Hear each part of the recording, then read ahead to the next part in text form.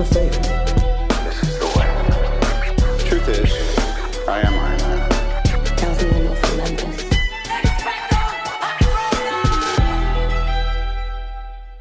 Hello, critics, non-critics, and friends. Welcome to the Film Optix podcast, where we take a glance into blockbusters, indie films, and everything in between. I'm your host, Christian, and as always, I'm joined by my partner in film, Devin, and today we're going to be giving our spoiler-free thoughts and opinions on Fede Alverez's Alien Romulus. And before we begin today's episode, you can listen to our podcast on podcast platforms around the internet. That includes Apple Podcasts, Spotify, Google Podcasts, and more. And if you are a new or seasoned listener to our show, we would love to hear from you guys. You can follow us on Instagram and Twitter at Film Optix. That is Optix with an X, or you can email us at filmoptix@gmail.com for any movie-related questions. And also, you can send us a text message. If you go to the episode notes of whatever podcast platform you're listening to this on, there should be a send us a text message option. And that way you can actually send us a text message directly for any other movie-related questions. I found the number, but it's like a weird way of how Buzzsprouts sets it up, so I don't think I can just like give it out on this episode. I might make a tweet about it. I'm going to try out a few more things on my side to see how that's possible outside of just clicking the link. But the easiest thing probably would to be just to click on the link where it says send us a text message. It should be at the very top of the beginning of the episode notes if you're clicking on like the more info portion. I know it's there for Spotify and for Apple, and it's there for a few other podcast platforms as well. So yeah, it's an easier way to, or at least another way to get in contact with us. But Devin, what's going on? I hear you have a new primary function. What's this all about? Well, we're looking out for us now, not just Rain. Not just Rain, just us. Devin and I. That is Andy's new primary function, is to look out for us. Rain is elsewhere. Rain's primary function might be in The Last of Us. Yeah. I keep seeing a lot of those comparison pictures of Ellie from The Last of Us Part 2 and Kaylee Spaney, who plays Rain in this movie. And I mean, it's a one-to-one for sure, but my gosh, Bella Ramsey has done such a phenomenal job playing as Ellie, and I'm sure that she will continue to do so. But, you know, you can't help but wonder, like, what if? Like, I know a lot of people are actually gunning for Caitlin Dever to play Ellie instead of Bella Ramsey, but now Caitlin's actually going to be playing Abby in Part 2. So I think that's pretty good. And Isabella Merced's in both of them, funnily enough. Yeah, I think Isabella Merced is playing Dina. I could be wrong. I think she's playing Dina in Part 2. And yes, Isabella Merced is also a part of Alien Romulus, what we're going to be talking about here today. I texted Devin the other day. This always happens. Like, you know, when a big franchise comes out and, you know, there's either video game counterparts to that, and it's like, hey, Alien Isolation was on sale on Steam, like the collection, like all the DLC and everything for like $10. And I was like, yeah, I'm going to pick it up. I'm definitely going to play it. I need to figure out what game I'm going to start next. It's either going to be Alan Wake 2 or Alien Romulus. I looked up on howlongtobeat.com, and they're around the same when it came to how long it takes to beat the story. I think it was around 20-ish hours, depending. I think Alan Wake might have been a little bit longer. But yeah, both great survival horror games. And a little fun fact, Fede Alverez, the director of Alien Romulus, actually got part of his inspiration, part of his influence. This was a huge influence, actually, when he was playing Alien Isolation. So if you haven't picked it up, I'm pretty sure it's on sale on all like digital storefronts, PlayStation, Xbox, Steam, you name it. I don't know if it's on Switch, but I haven't really checked. I'm not sure if the Switch can handle it. But then again, it can handle Doom Eternal. So you never know. Can it handle it, or can it just... It runs at 60 FPS. Yeah. Definitely couldn't run Mortal Kombat, that's for sure. I know. That was so disappointing, man. I was like, it was terrible. But how have you been? What's been on your weekend docket? And did you see Alien Romulus in IMAX? Did you make the trip? So I did not see it in IMAX. I saw it in Cinemark XD, which is like their version of it. I did another double feature, like how last week I did Borderlands and Cuckoo. I did DD and Alien Romulus. Another strange pairing, but I've been liking the double features on Thursdays when I got nothing else to do. The duality of cinema.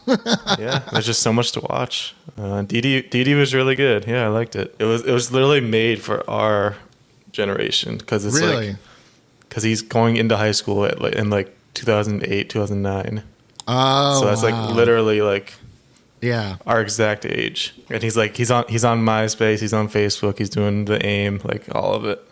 Maybe I'll see that today because I don't have too much going on outside of this. It's supposed to be a bit of a rainy-ish day, so they say here in good old Music City, USA.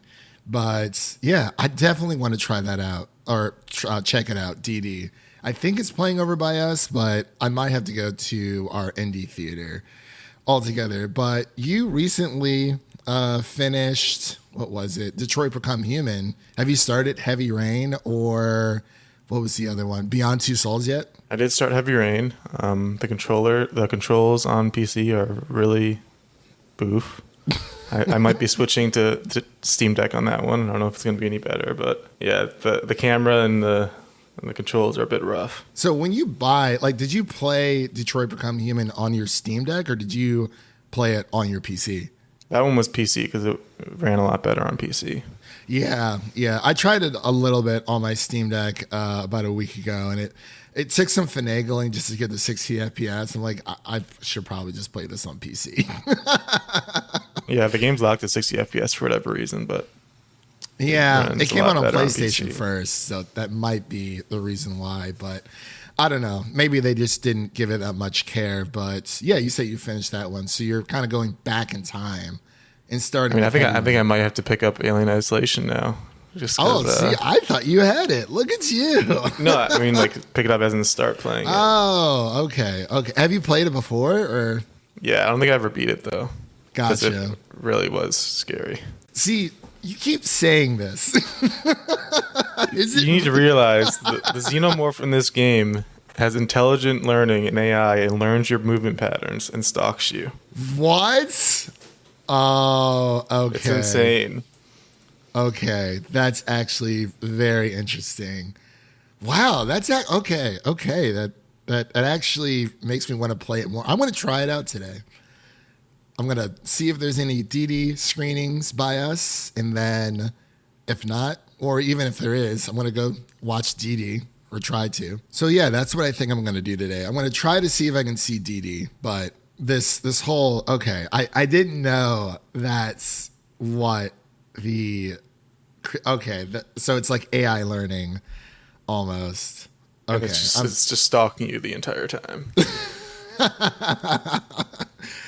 I mean, that just piqued my interest a little bit more for sure. That definitely did. I'm very, very excited for that. But yeah, I'm glad that you're enjoying Heavy Rain. Hopefully the controls might be a little bit better on Steam Deck. I don't know if that game is a bit older, so it's like it might just be how the controls feel during that time, because I know when I was playing through Mass Effect 1, the controls, the mechanics were a bit jank.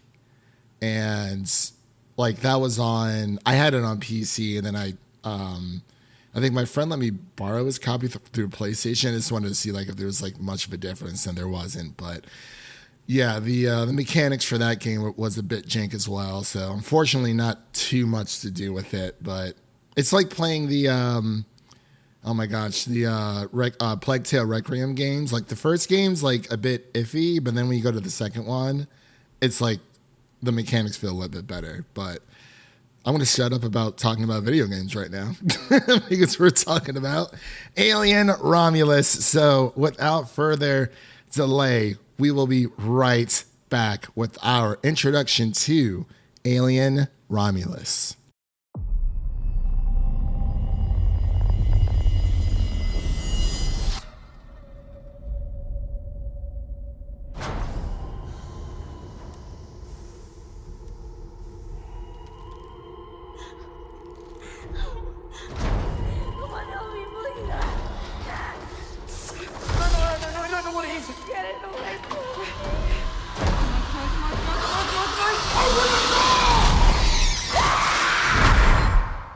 Run.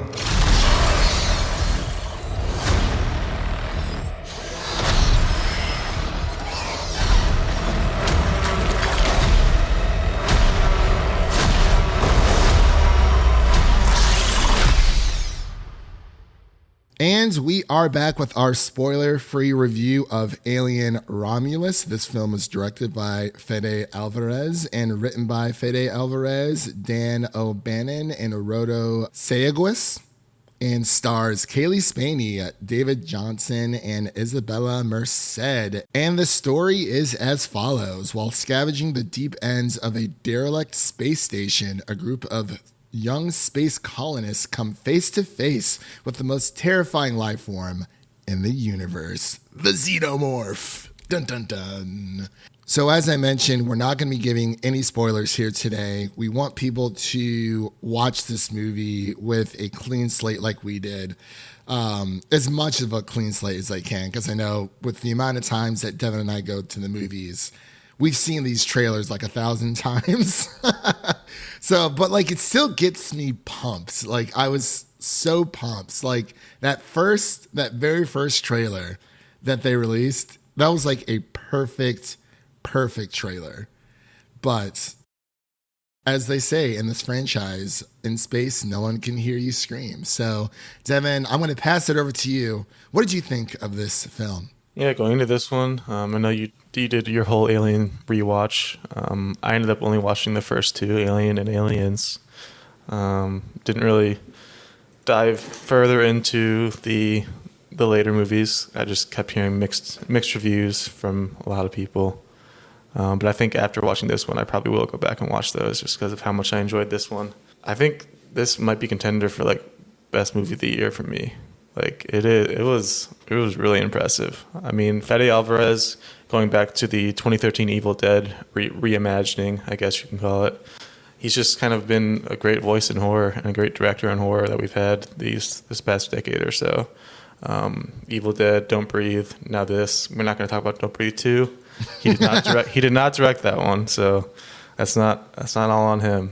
Just kind of, he might have written for it, but yeah, he's been a great voice for horror, and I'm glad that he's getting the reins for these major franchises like Evil Dead and Alien. I think he's done a great job of kind of bringing it back to its horror roots instead of going the more sci-fi / action route that some of the other movies have gone down. This movie has a lot of good scares. There's a couple jump scares in there. Just the atmosphere and the sets and everything. It just feels really, really nice, and it's just really claustrophobic and just fun to be in that world. And I think there's great alien design in this one. Most of it's practical, which is obviously great. That's what everyone complains about when it comes to the new movies, how there's too much CGI. But I think they did a great job of blending everything together in this one. They just looked amazing. Just seeing the giant alien just stalking these young space dwellers. It just feels right, especially when you get those close-ups and those just gnarly alien face-to-faces and the face huggers and all of it. I think it just all comes together so well. And then you get the cast here. Kaylee Spaney, we mentioned before. Definitely getting those Ellie comparisons. She definitely got that look. I think she did a good job of Rain, but I think the one who stole the show was Andy, played by David Johnson. I'd never seen him before, but he definitely, that was a very impressive performance to be able to play an android and not have any physical or visual features of an android. I feel like that would be pretty difficult. I think he pulled it off really well. Definitely switching off between more of a down and out kind of sad android, and then later on. He definitely gets a bit of a personality adjustment and then goes back and forth between those two. It was very impressive. And then Isabella Merced as Kay, definitely a great job. She was probably the most scream queen of the cast. She definitely had a nice blood-curdling scream in this movie.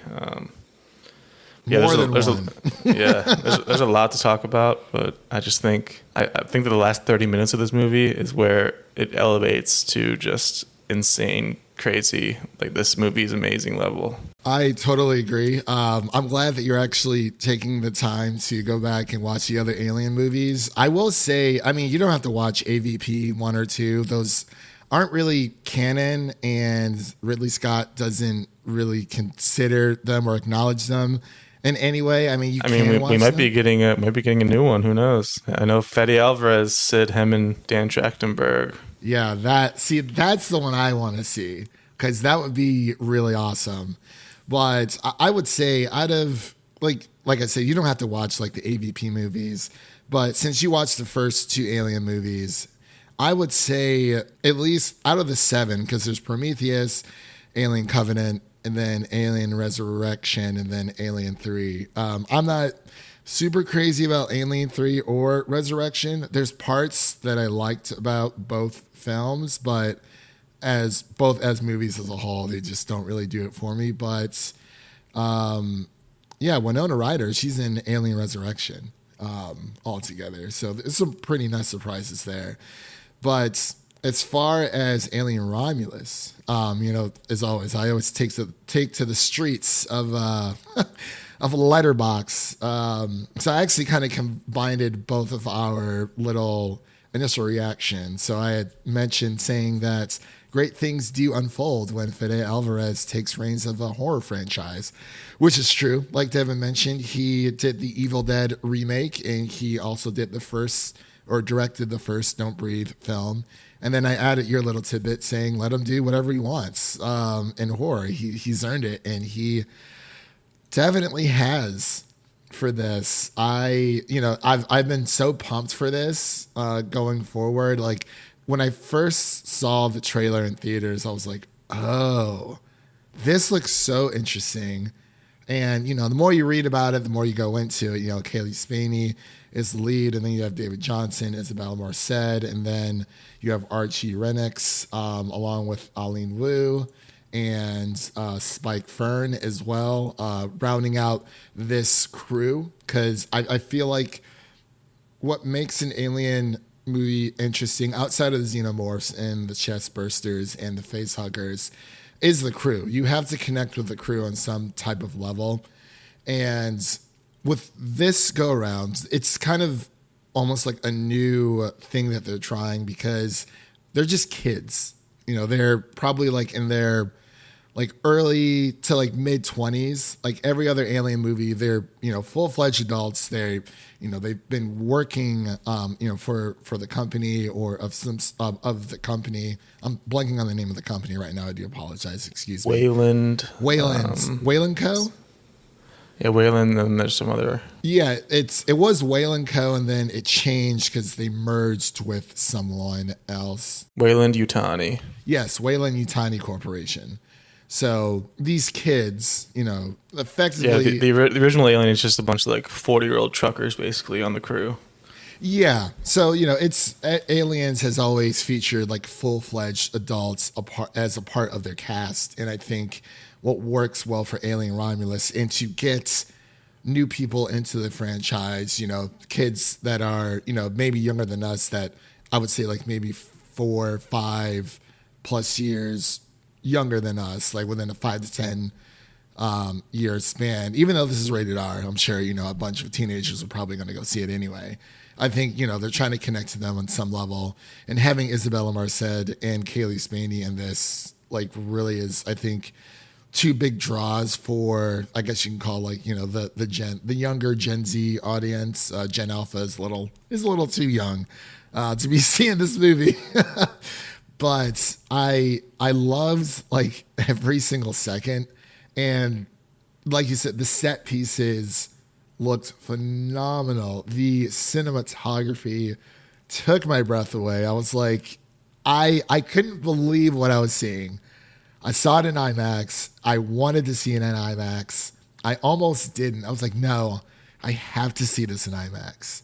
Like, this is like a sci-fi film that you have to see in IMAX. And I'm glad that I did. And I'm also glad that this film did not release on Hulu. It was switched to a theatrical release in June 2023. So whoever made that call, I'm assuming it was Ridley Scott because he's also a producer on this film. But if it wasn't him, whoever made that call, thank you so much. It also could have been like the outcry from people that wanted Prey to be in theaters too. Yeah, because that is true because they are both 21st Fox Century Studio properties, but like you said, the practicality, like this world felt so real, and it's each Alien movie almost to a T kind of follows the same premise where it's a crew ventures to XYZ location for XYZ whatever reason, and only to have their plans go awry due to a xenomorph. So this was a bunch of kids trying to leave this planet that they have been instructed to work a certain amount of hours, and they were told, hey, as soon as you hit your labor hours, you can go. We'll let you go to wherever you want to go. And the opening shot of this film is amazing. It's just as good as the ending shot of this film. It kind of goes full circle, if you know what I mean. I absolutely love that. That was beautifully done. And like you said, Kaylee Spaney obviously being the lead here, but Isabella Marced being like the real scream queen of this of this movie. But I think David Johnson, who plays Andy, I think he did the best job because you've seen Prometheus, I'm assuming, or has I have not. Okay, because I remember Matt talked about it like when it first came out, like 2012. But Michael Fassbender plays the android in both Prometheus and Alien Covenant. And you can see a lot of that, a lot of those mannerisms transferring from, or reflected in Andy. And I think David Johnson just does a phenomenal job. He is him and Rain, played by Kaylee Spaney, they have a very unique, special relationship with each other. So I love that dynamic of what they have. And that meme that you sent me where it's like, I just want to like punch you the screen, like anytime they were being mean to Andy. They were so mean to this poor little android. Terrible to him, man. I was like, leave him alone.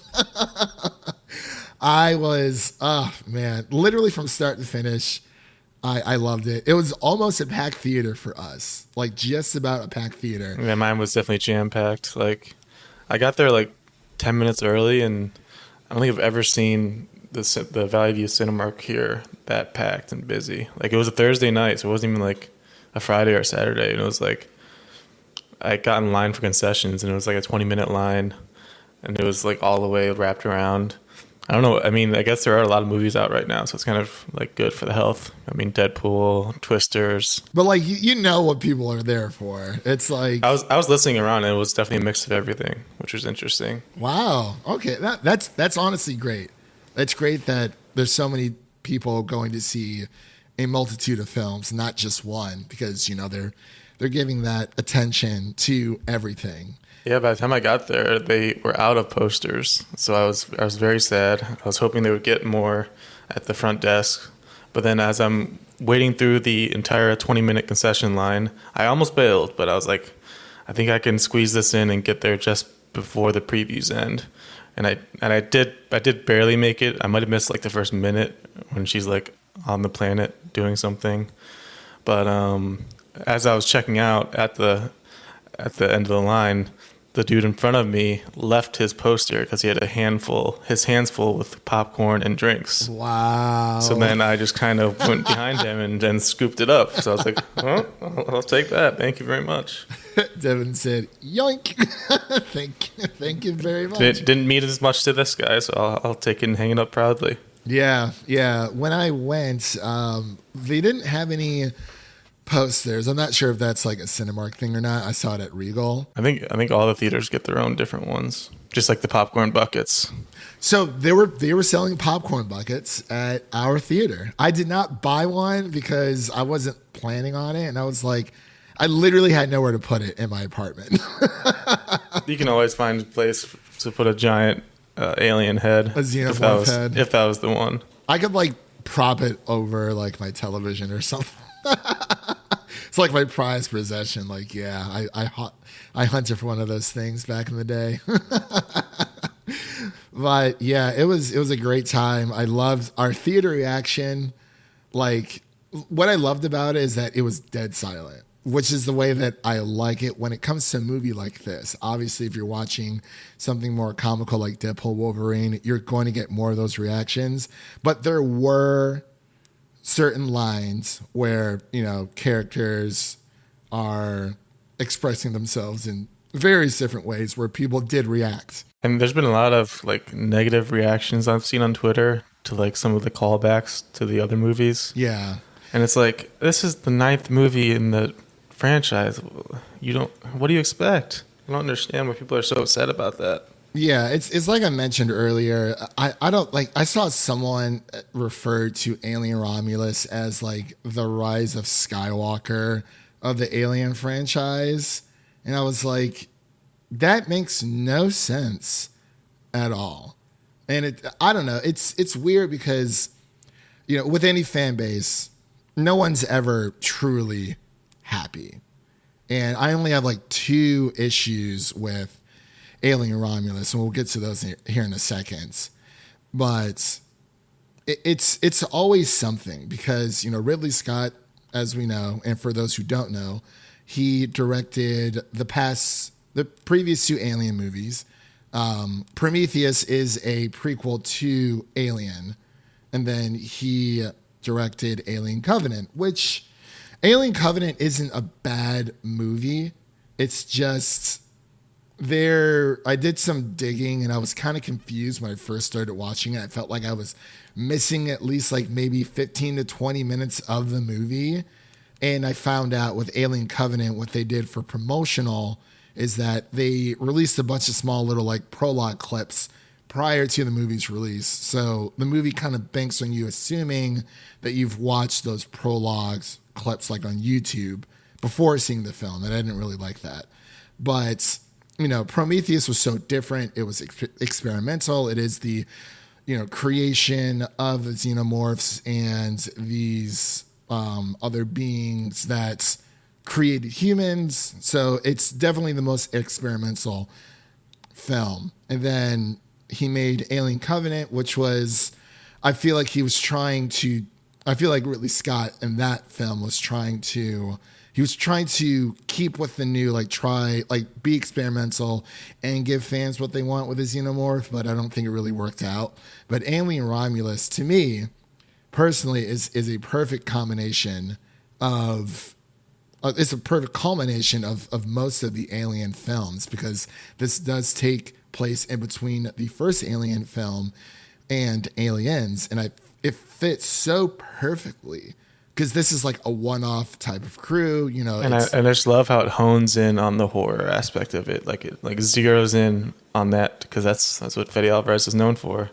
And there's just so many cool setups for horror in this movie, like the setups around like sound and body heat, obviously, like attracting the face huggers. Like I love that scene. Then there's the way they play with gravity.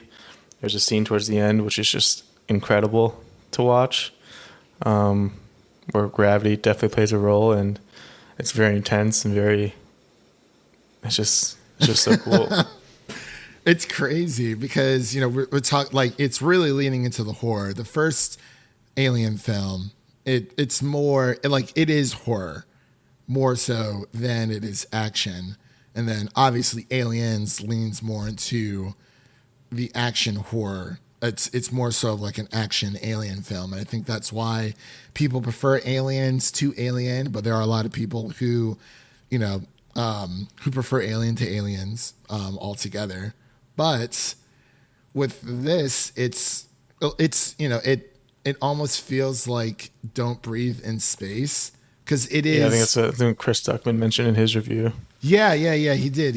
That's right. Yeah. So it's like, that's I think that's a perfect way to explain this, because it's horror like dialed up to like, not like a 10, maybe like a 12 or like 11, something like that. Not like too much, but it's that perfect balance in between. And even with the kills in this movie are, you're like, okay, who's going to die first? Because only one person's going to make it out alive. Like it always ends up being at least one person. So it's like, I love the fact that with every Alien film, like, you have 3 acts, but there's always like a secret 4th act. Things are kind of winding down. You think that you're safe, and then boom, it's like you're entering this like pseudo 4th act of the film, and it perfectly. Yeah, I've seen some complaints about that. People are like, "Oh, it has multiple endings. There's no when to end." But it's like, for this movie, it worked out perfectly, because I just wanted more, and it just kept giving more and kept getting more insane and crazy the more it went on. That, like you said, there's like a 4th act kind of where there's an ending that you did not see coming, and it was wild to look at this thing on the screen. Especially, yeah. But not even that. It's just literally every Alien movie is like that. The first Alien movie is like that. Because and obviously, if you haven't seen it, you've had a while. It came out 50 years? Yeah, well, for almost like 40-ish years. A little bit over 40. But yeah, it's like, you've had some time. So when Ripley thinks that she's gotten rid of the monster, she's making her grand escape, and she finds out that the monster, or the xenomorph, has snuck on board with her. And then like that enters like a 4th act of the film. Like it literally every Alien, like every single Alien movie is like that. Like just when you think it's over, it's not. And then it enters like that pseudo 4th act. And then like literally every Alien movie is like that. So people are a little bit crazy online. We read the cesspool of stuff online so that our listeners out there don't have to, go through the same the same headaches that we do. But yeah, I definitely wish I didn't have to. Sometimes Twitter can just be. It hasn't been as bad as the Deadpool Wolverine discourse, but oh yeah, it's been pretty annoying. Film Twitter can be terrible, but sometimes you're not even looking for it. You're literally just scrolling. You got a few minutes, check your phone, and then like something outlandish, like it's that For You tab that gets me. It's terrible. It's absolutely terrible. But you were talking about, for in that like almost pseudo 4th act during the beginning, Isabella Marced has like, it's a crazy scene. And she said, this is from the IMDb trivia. She teased that there's a scene that's so disgusting that the rest of the cast had to look away when they watched chunks of the movie on Fede Alvarez's iPad during reshoots in early 2024. And I think you know what scene I'm talking about. And I was like, I've never seen anything like that. I was like, that for like it was new for Aliens. And I was like, wow, they actually like went there. Like there's been some pretty gruesome kills. I thought we saw it all, but we did not see it all. Oh yeah.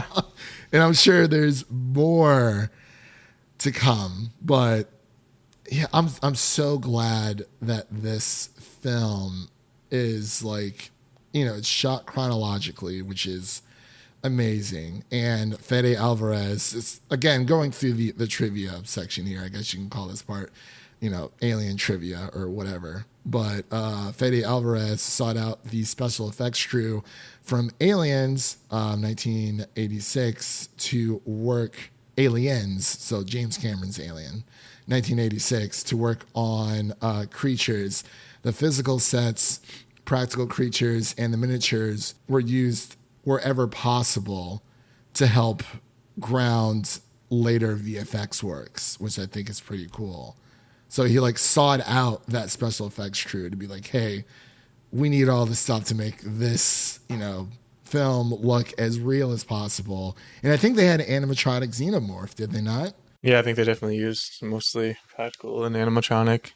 And I just love every time there's a xenomorph on the screen, there's just like a smile on my face just watching it unfold. It's just like, especially the later half of the movie where there's just so much going on, and you just see those teeth. It's got like, it almost looks like it has grills, like chromed out. Yeah. Teeth. It just looks so cool. Mm-hmm. Yeah, it's really cool how I think with the xenomorphs they kind of take on a few characteristics from their hosts. So it's like the initial set of teeth, like they look like human sets of teeth, but it's like rob a jewelry store and tell and make me a grill. Yeah. The Paul Wall alien. Paul Wall alien, yes sir, yes sir. So icy. Oh my gosh, yes, it is hilarious. But yeah, I'm glad that Ridley Scott was able to oversee this. And apparently, I was watching an interview with Ridley Scott. I think it was either with Letterboxd or it might have been Variety, where there was like a longer cut of the film, but this was like a while ago. Ridley did not reveal how long the original cut was. But, he watched it with Fede, and he had like a bunch of notes to give to Fede Alverez. And then Fede, like, apparently he went into like the other room. He like read all the notes, and he like, not like necessarily kicking and screaming, but like out of frustration, like, hey, like this is what you need to fix. And he came back, he's like, okay, yeah, like let's do it, kind of thing. So you can tell that Fede Alverez wanted this to work so well because he like idolizes Ridley Scott in so many different ways. And I mean, when it comes to like the negativity of the film, it's like the issues that everyone's quote unquote complaining about, at least on film Twitter. Like when we say people are complaining, we mean people like on the internet, on the interweb, on film Twitter. It's like people are just saying whatever just to get engagement because, they either get paid for that engagement. But, with this film, it takes place, 37 years before Aliens and exactly 20 years after Alien. But I guess we can kind of get into, I know we're kind of jumping around here a little bit, but I did have like two small gripes with the film. The first one was the audio when it came to I believe it was Archie Rennex and Spike Fern's characters, because them both being, British boys. Usually it's pretty easy to understand, and I'm sure it wasn't their pronunciation. I think it was just the audio mixing for some of the dialogue was a little bit hard to hear. I'm not sure how you feel about that, but that was just, again, it's a small gripe that I have. It wasn't as bad as like, say, Tenet. I think we should stop having British people do movies. It's just too much in that accent. Yeah, well, they have very thick accents for sure. So I definitely want to see it again. I kind of want to see it this weekend, but and I'm gonna get to my second point, my second gripe here, and then we can pass it off to you. But it's like, now that I've seen this in IMAX, it's like I can't not see it in IMAX again. It's kind of like having the filet mignon, and then it's like you go to the restaurant and it's like, oh man, like I really kind of just want that again. Like I want that same experience. Because if I go see it on standard screen, it's just not going to work. Or maybe I'll go see it in the Dolby Theater. I think that would be I think Dolby could be cool. Yeah, I think that would be a nice comparable experience. I have to drive a little bit farther for that one, though. That's the only thing where I'm like, is it worth it? I don't know. But maybe, because it is Alien Romulus. So, Devin, there's a there's a character that shows up in this film, as you know, and there are like I'm not sure what other VFX that they use outside of obviously being in space, but when they're in the abandoned ship, there's a certain character that appears that the VFX looks a little wonky almost. Yeah, I think that's the chief complaint that I have for the movie, and it's definitely one that a lot of people online have been mentioning too, and I think that's very, very fair, very warranted. Not only just the way it looks, but also just kind of the practice in itself of what that is, like what that is for like just movies in general and kind of the history of it, and it's just not a great look to do that usually. Apparently it was okayed by both Fede and Ridley Scott when they were going through the script, and they both thought it was a good idea. A lot of people have said that it was just like studio mandated that they had to include this character, but I think it was a creative choice. I just don't think it was the right one. Okay, so your issue is more the incorporation of the character, not necessarily the VFX itself. It's definitely a combination of both, but okay, I think the larger issue is how they incorporate a character like that. I got you. Okay, because it's just been happening a lot lately, and it's just weird every time. Yeah, we'll talk about it after, because I read something about that situation where they got permission from specific people, but we'll talk about that later on because we don't want to give anything away here on the podcast. Let's actually get into like our ranking. Well, since you haven't seen the other Alien movies, but since you've seen Alien 1 and 2, where does this rank after you've seen Romulus, I guess, on your journey so far? I mean, I think they're all pretty neck and neck. It's tough to rank them. It is hard because it's like it's Sigourney Weaver. Like, how do you? Yeah, like you mentioned, the Aliens just kind of upped the ante from Alien a bit and just kind of took it for like further places, and I think that is why a lot of people prefer Aliens to Alien. So I'd probably go Aliens, then Alien, then Romulus. Okay. Of course, I guess I'll have to watch the others to incorporate those. I've also seen Alien vs. Predator movies. Those are just dumb fun. Yeah, this is exactly what those are. So I'll give my full Alien counter because I feel like a few are interchangeable, but I'm going to start from number 7.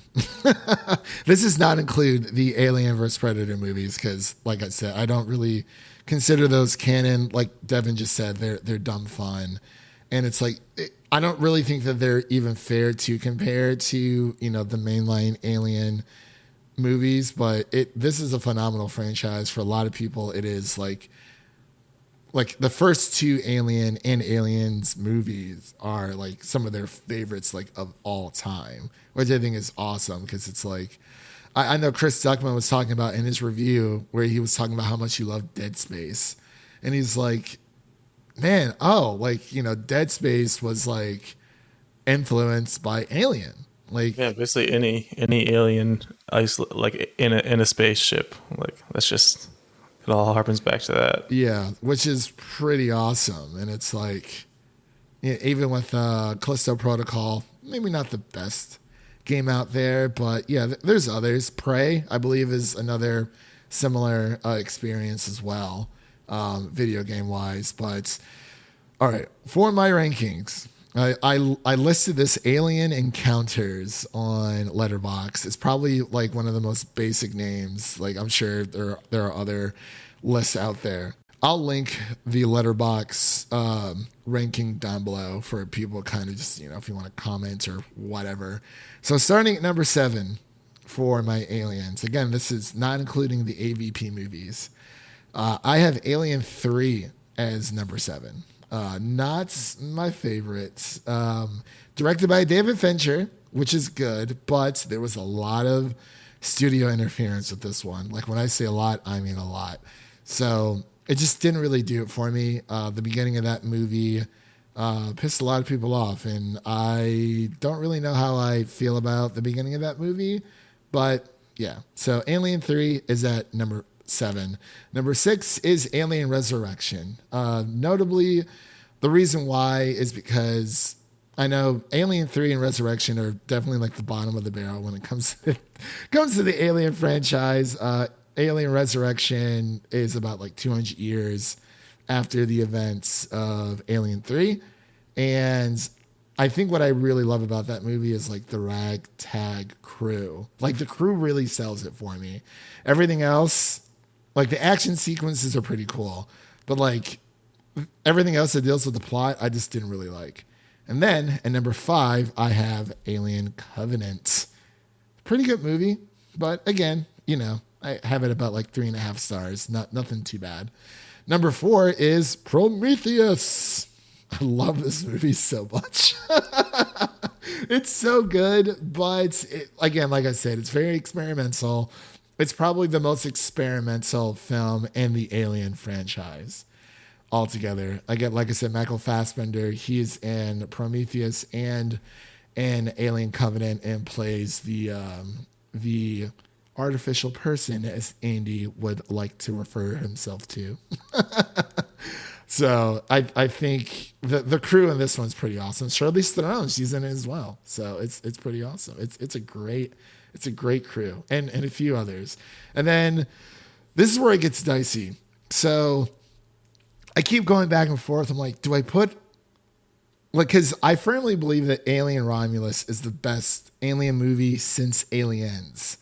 So in my mind, it's like Alien comes in at number 3, and then Alien Romulus is number 2, and then Aliens is number 1.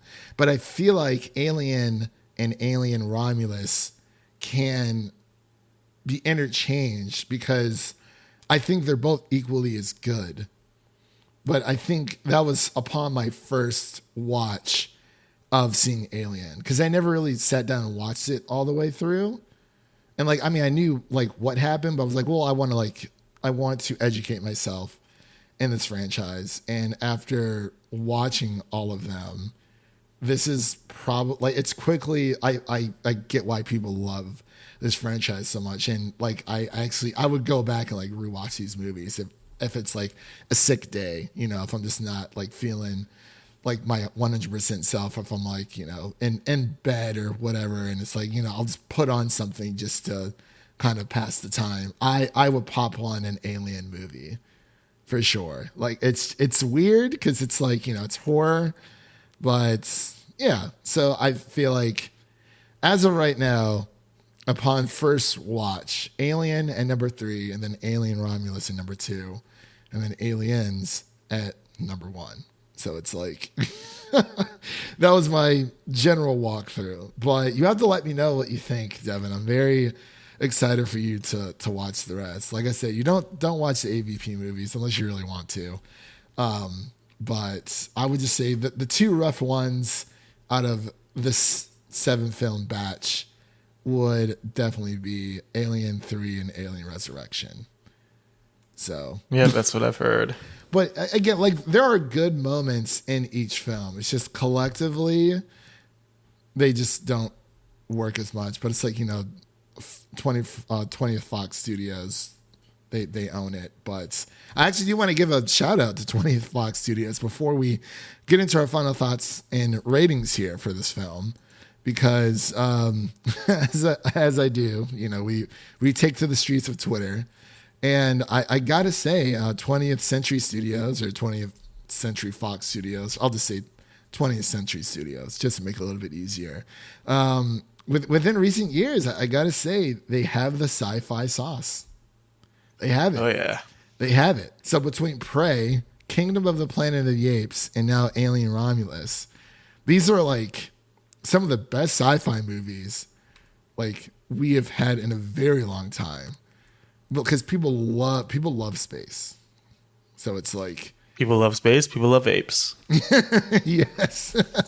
and other aliens. Now, hold up now. What if we get some apes in space? I mean, they teased that in Kingdom of the Planet of the Apes. and in the other Apes movies. Oh my God, the ending of that movie had me so freaking pumped. And they do go into space at one point in the original 10 movies or whatever. That's what needs to happen.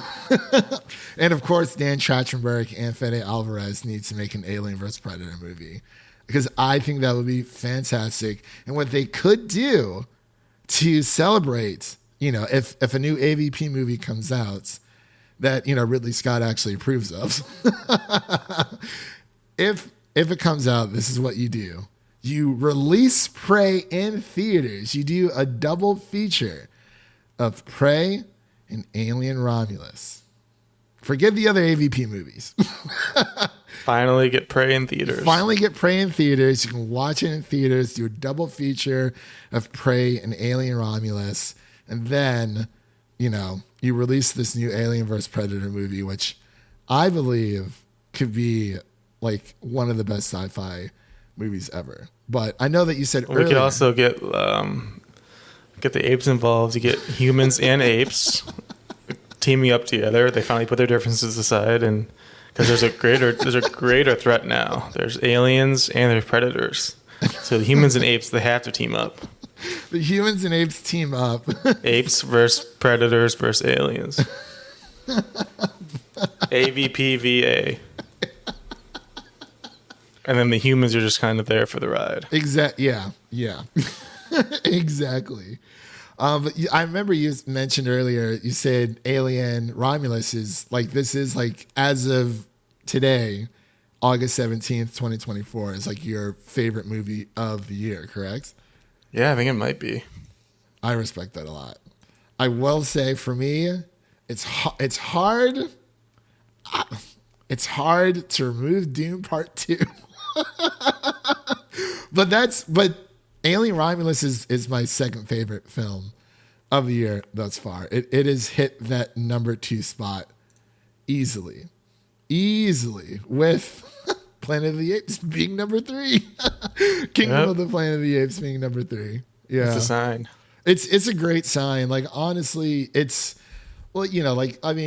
I like Dune more than Devin, so it's like, it kind of makes sense, but it's like, Dune Part 2 is just so freaking good. But but that's not to say that Alien Romulus isn't either. Like, they're both amazing films, and it's like, I wish I could both put them. We'll say 1A, 1B. Well, how about that? Yeah, that works. I think that's how that works. But Devin, let's get into our final thoughts and ratings for Alien Romulus. Devin, what are your final thoughts and ratings for this film? Yeah, final thoughts, like you mentioned, like Chris Tuckman said, this is basically Don't Breathe in space. So if you like Don't Breathe and you like aliens, you need to see this movie, because that's what it is. It's taking the Alien series back to its horror roots, which I think was very well done. I'm very glad they focused in on that. Love the set design, love the practical effects. Love just the horror setups throughout this one. Like, there's just a lot of great scenes that set up great tension and intensity. Love the visuals. I love how the monsters looked, especially the special monster at the end. That definitely caught everyone off guard and was definitely a surprise. I think there is the one major issue, which a lot of people have shared, that we mentioned before. There's a certain character that shows up that is a little off, and it's just a little weird to include them. But with that being said, I think my score is still probably around like a 92 overall. Like, definitely take some points away for that strange character placement. But other than that, it's just like, I didn't really have any other complaints for this one. I just really loved every minute of it. Yeah, no, I did too, man. Like I said, outside of those 2 issues that I had for my final thoughts, it's like, the audio mixing could have been like a little bit cleaner. But I'm not sure if that's the audio mixing, because it did sound, especially when the like guns a-blazing, like in that IMAX, it was phenomenal. But I'm not sure if it's akin to the sound design or like the sound mixing, or if it was just that the 2 actors, Archie Rennick's and Spike Fern's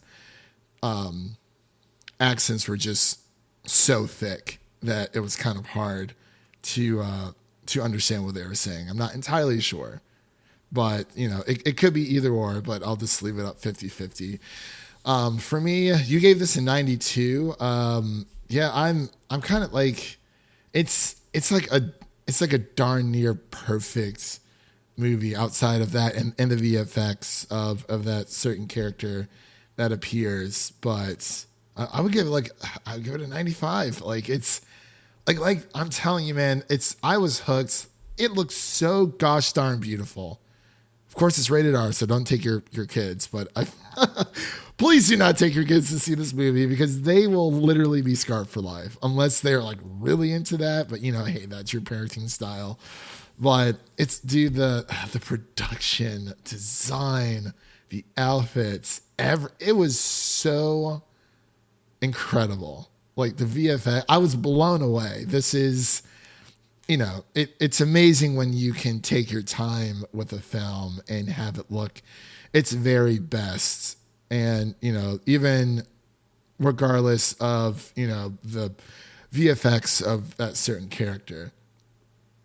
Like what the budget's like around 65 million, I think, for this. Like, and that's like, it looks like it's going to be between like 42 to 45 million for Alien Romulus this weekend as of August 17th, 2024. And I think that's a great stride, or I think that's a great return in general for a movie that was originally supposed to go straight to streaming. Like, I didn't know at all. I thought they were just like, yeah, like, of course we're going to put an Alien movie in theaters. And then it's like, oh no, like it was originally supposed to go to Hulu. And I was like, wait, what? Like, I can't even imagine this being on Hulu. I can't imagine. But like you said, Devin, I think that they learned their lesson when it's like, okay, we're going to put Prey on Hulu. It did great. And now it has a physical release, which I still need to pick up myself. But yeah, it's like, I'm so happy that this did. They don't need to put this on streaming later on. Like, let it have, its theatrical run, as much money as it's going to make. And then release it on streaming later. You know what I mean? But you would give this a 92 out of 100. I'm going to go with a solid 95 because it is a darn near perfect film for me. Of course, this is Devin's number one movie of the year so far of 2024. And this is my second favorite because, Dune Part 2 is just so gosh darn good. So with Devin's score and my score, this is going to be a 93.5 out of 100 for the median between both of our scores. That is going to be the official podcast score for Alien Romulus. See this in theaters. Please see this in theaters. See it in IMAX if you're able to. If you're not able to see it in IMAX, see it on Screen XD. I think that's when you saw it on. Sure? Yes? Yeah. Or see it in Dolby. But, make the last resort like your basic screening, because this deserves to be seen on like the biggest screen possible. But with all that said, that does conclude today's episode. If you enjoyed what you heard on today's episode, make sure to subscribe to our podcast on your preferred podcast platform of choice. Make sure to follow us on Twitter, Instagram, and Threads at Film Optix. Again, that's Optix with an X. And don't forget to share an episode of our podcast with a fellow movie lover in need, whether it be your mother, your brother, or a significant other. Spread the love for the Film Optix podcast with a movie lover in need. And again, you can send us a text message. Click on the link. It says, send us a text message. It's literally at the very beginning of the episode notes. If you're going through the more info, click on that link and it will generate a text that you can send to us. We'll get it on our side and we can, do a little bit of some fan questions out there. And of course, don't forget to share an episode of our podcast with a fellow movie lover, whether it be your mother, your brother, or a significant other. Spread the love for the Film Optix podcast with a movie lover in need. And now let's take a sneak peek of what's coming up next on the show. So we have, August is a pretty good month, I would say, for movies collectively. If I'm able, I want to see DD. We might be able to cover it. We might not, because we're also doing Umbrella Academy. Did you finish that, by the way? I have not finished yet. I have 2 more. I have 3 more. I have 4, 5, and 6. I just started episode 4 this morning. It's not that I'm not enjoying it. Alien Romulus came out, and we are a little preoccupied with other with other movies right now. But we are definitely going to be covering season 4, the final season for Umbrella Academy, because that is just it's something that's Devin and I. It's a show that we both enjoy, and I think we need to give it its flowers and give it a proper send off here on the podcast. But we're also going to be covering is it Don't Blink Twice, or it's called Blink Twice? Yeah, there's Blink Twice next week, and then week after that is Afraid. Oh yeah, that's Blumhouse, right? Yeah. Yeah. Because Blumhouse said that they have a lot of movies coming out, and we got that Speak No Evil coming out September. I see that trailer. Yeah, September has a lot. Yeah, September has a lot. August as well. How do you feel about The Crow, Devin? I like the original, but this one looks strange. It looks very, very strange. I was like, I'm not entirely sure. I'm like, do I want to see this? I don't know. I don't know, but I'm definitely going to try to see DD, because that seems amazing. And it's a coming of age movie, I'm sure. That's what it looks like. Oh, yes, it is. Oh, yeah. That's the good stuff. That's the good stuff, as Kenny Chesney would say. But there are a few other episodes, of course, you can listen to right now, aside from the things that we are going to be covering in the future. You can actually listen to our Cuckoo review that Devin and I covered. That was another great horror film. You can listen to our Borderlands review if you'd like to. If you saw the movie and you liked it, that's good on you. But this wasn't our cup of tea, but we did cover that one because we are obligatory Borderlands fans. And if you haven't seen, or if you have seen M. Night Shyamalan's Trap, you can also check out our review on that film, because we also covered that. So I think that's a perfect roundout of pretty good films that we've seen so far, and that our lovely audience can listen to out there, as well as our Batman Cape Crusader Season 1 review, and of course our Deadpool and Wolverine review as well. And with all that said, again, thank you all for listening. If you enjoy the show, please take a moment to leave us a 5-star rating and review on Apple Podcasts and Spotify. That does help with our placement on those respective platforms. And stay connected with us by following us on Twitter, Instagram, and Threads for the latest updates. That is from Optix with an X. That was Devin, and I'm Christian. Signing off. We have successfully fulfilled our primary function here today, Devin. And remember, folks, life is like a movie, so go out there and make it a blockbuster. Peace.